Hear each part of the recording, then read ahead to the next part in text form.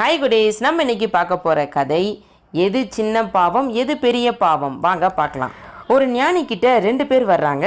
ஒருத்தர் வருத்தத்தோடு சொல்கிறாரு, நான் பெரிய பாவம் பண்ணிட்டேன், என் மனசு அதை நினச்சி தினமும் துடிக்குது, நான் செஞ்ச பாவத்துக்கு மன்னிப்பு இருக்கா அப்படின்னு கேட்குறாரு.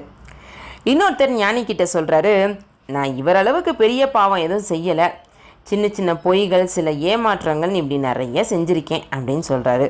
தண்டிக்கிற அளவுக்கு இது எல்லாம் என்ன பெரிய பாவங்களா அப்படின்னு ஞானி சிரிக்கிறாரு. முதல் நபர்கிட்ட நீ போய் பெரிய பாறை ஒன்றை தூக்கிட்டு வா அப்படின்னு சொல்கிறாரு. 2வது நபர்கிட்ட நீ போய் இந்த பை நிறையா சின்ன சின்ன கற்களை பொறுக்கி எடுத்துட்டு வா அப்படின்னு சொல்லி அனுப்புகிறாரு. 2 பேருமே அப்படியே செஞ்சாங்க. முதல் நபர் ஒரு பெரிய பாறையை தூக்கிட்டு வந்தார்.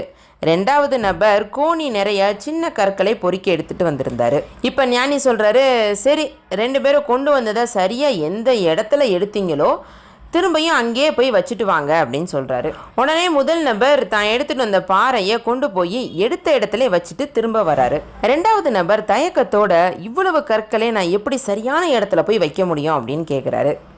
ஞானி சொல்கிறாரு, ஓ முடியாதுன்னு உனக்கு தெரியுதா, அவன் பெரிய தவறு செஞ்சான், அதுக்காக வருத்தப்பட்டு அழுது மன்னிப்பு கேட்டான், மாற்று பரிகாரம் செஞ்சு அவனுக்கு அதுலேருந்து விடுதலை கிடைக்கும்.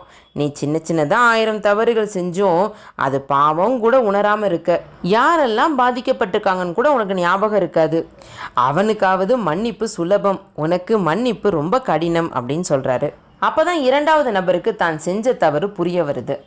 ஞானிக்கிட்ட மன்னிப்பு கேட்குறாரு. ஹாய் குடேஸ், இந்த கதையிலேருந்து நம்ம என்ன கற்றுக்கலாம் அப்படின்னா, சிறுதுளி பெருவெள்ளம். நம்ம தினசரி வாழ்க்கையில் அடுத்தவங்களை பார்த்து பொறாமப்படுறது, நம்ம வார்த்தைகளால் அவங்க மனசை கஷ்டப்படுத்துறது, பொய் சொல்கிறதுன்னு ஏதோ செஞ்சுக்கிட்டு தான் இருக்கோம். நம்ம என்ன பெரிய பாவமாக பண்ணிட்டோம், சின்னது தானே அப்படின்னு நம்மளே நம்ம சமாதானப்படுத்திக்கிறோம். அதனால் நாம் செய்கிற தவறை தவிர்ப்போம். ஓகேவா குட்டீஸ்? நன்றி, வணக்கம்.